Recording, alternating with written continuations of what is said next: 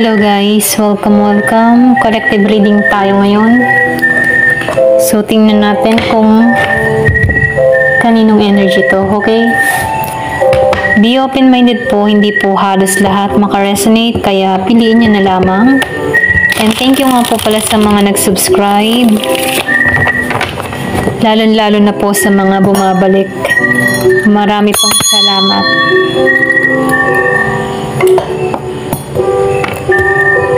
Give me the message for collective.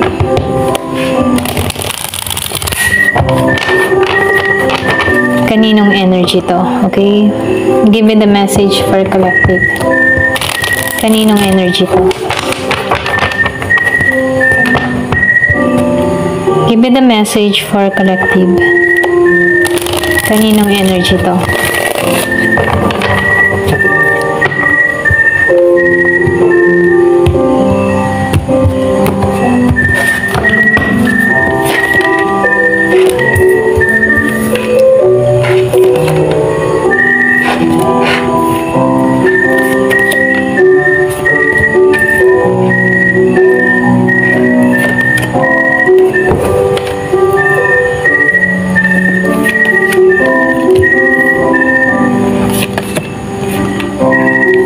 So, hindi halos lahat makaresonate ha.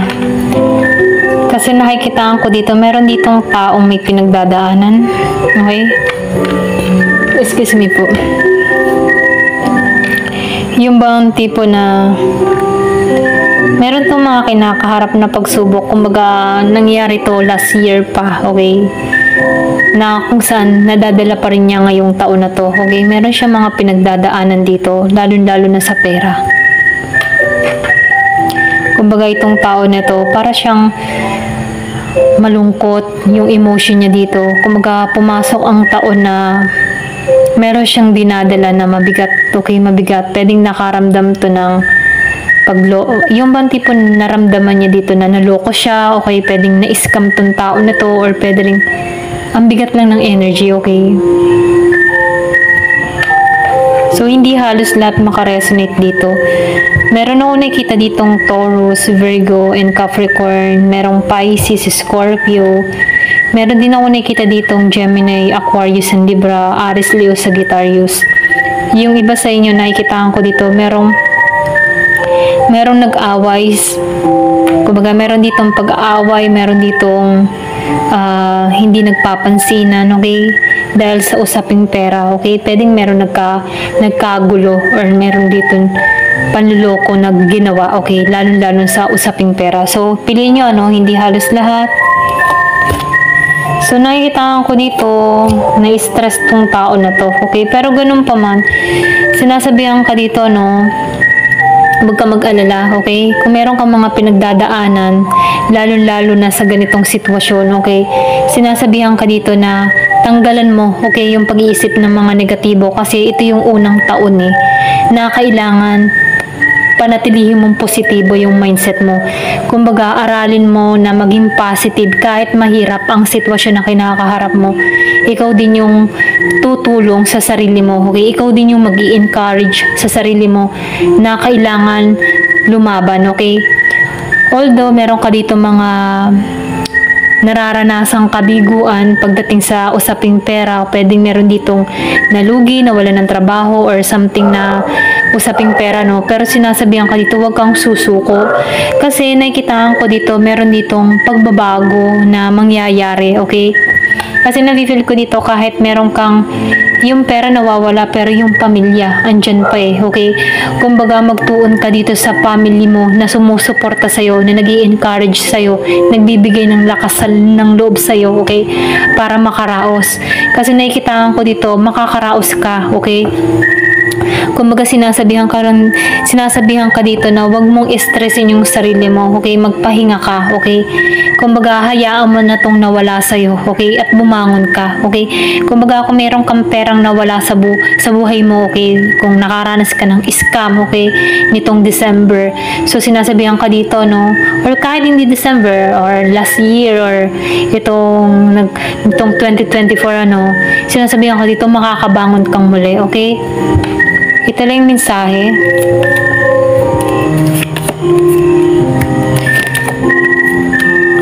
ba? Lumabas ang Ace of Pentacles reverse. So nafe-feel ko dito pwedeng nalugi ka or meron kang napaggastaan ng pera or pwede rin meron ditong nanakawang pera. Pero ganun pa man, sinasabihan ka dito, lumaban ka, okay? Kumbaga yung iba naman sa'yo, nakikitaan ko dito, pinaglalabanan mo naman tong mga nangyari sa'yo or kaganapang ito eh. Kumbaga, pilit mo pa rin tinatayo yung sarili mo. Pero ganun pa man, nafe-feel ko dito yung pagbabago, okay? Maniwala ka't manalig. Siyempre, kailangan din ng pananampalataya para makaahon muli, okay? Kung ano man yung mga nangyari sa nakaraan, tapos na to, kailangan mo na tong pakawalan at siyempre, magsumikap muli sa panibagong buhay or panibagong yugto, lalo-lalo na ngayon sa 2025, okay? O, lumabas ang Queen of Pentacles upright. So, nafe-feel ko dito, makakabangon kang muli. Kung ano man yung hindi yung tipo na, kung ano man yung kinuha sa'yo or pinagdamot sa'yo, okay, lalo-lalo na sa pera, nakikitaan ko dito na magdodoble-doble pa yan parating sa'yo, okay? Kung ano man yung nawala sa'yo, magdodoble yan ng mas malaki parating sa'yo. Kaya sinasabihan ka dito, maniwala, manalig ka. At syempre, kailangan mo rin dito na sabayan din ng sipag, okay? At pagsusumikap. Kumbaga, sinasabihan ka dito, makakabangon ka or mababawi mong lahat yan, okay? So, nafe-feel ko dito, meron ditong nagdamot sa'yo. Yung iba sa inyo, pinagdamutan ka or pwede rin sabihin, hindi ka sinuportahan, hindi ka binagyan or hindi nagbigay ng tulong sa'yo, okay? Pero ganun pa man, nakikitaan ko dito na itong taong kadiling mo, masyado tong alam mo yung close-minded, sarado yung isipan, okay? So, nafe-feel ko dito yung justice, So, nakikitaan ko dito, meron ditong justice na parating. Kung ikaw man ay napagloko pagdating sa pera, nafe-feel ko dito na darating yung justice para sa'yo, okay? So, sinasabihan ka dito, huwag mong stressin yung sarili mo kasi mas matindi yung kinakaharap ng mga tao ng loko sa'yo, okay?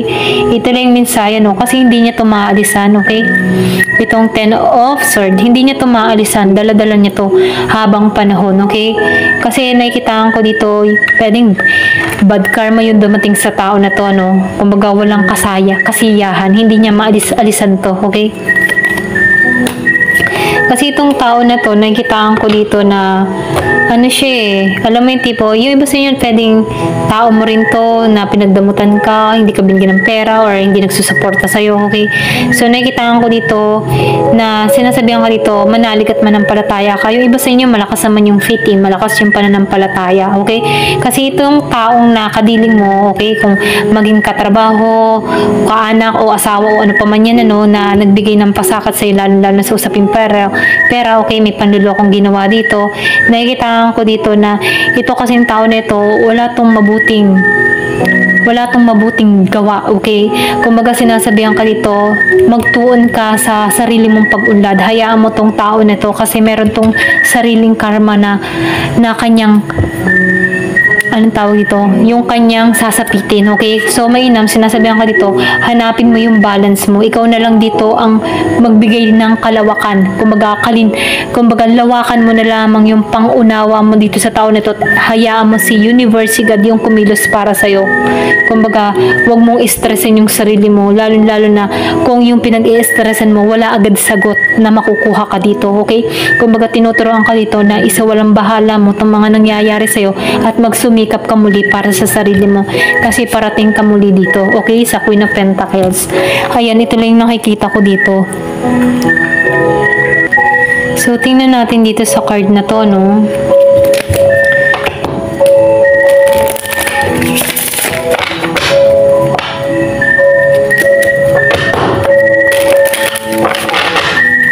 Give me the message. So, kailangan mong maging positibo. Sinasabihan ka dito, be positive. Ayan. So, spirit. So, ginagabayan ka dito. Sinasabihan ka dito, be positive, Nasa healing ka, okay? Dahil sa mga betrayal o panlulokong ginawa sa'yo. So, binibigyan ka dito ng karunungan, transformation, or pwede sabihin, may pagbabago na mangyayari sa'yo, okay?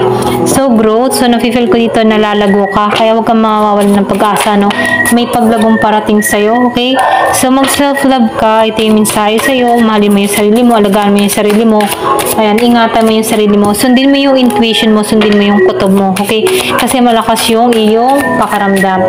So, meron ka ditong pag-aralan mo na tanggalan yung mga negative na emotion, okay? Ikaw yung makakatulong sa sarili mo, okay? Ito na yung mensahe. So, maniwala ka kung ano man yung ginagawa ng isang tao, magre-reflect din to sa kanya, okay? Kaya doon ka maniwala, reflection, okay? Kung ano man yung ginawa sa'yo, magre-reflect din dun sa tao ng nanloko sa'yo, okay? Lalo-lalo na sa pera. Kaya sinasabihan ka dito, manalig at manampalataya ka, huwag ka mawawalan ng pag-asa, at syempre, sasamahan mo rin ng dasal, okay? Ayan, ito lang yung mensahe, ano? Ayan, thank you for watching. Love and peace.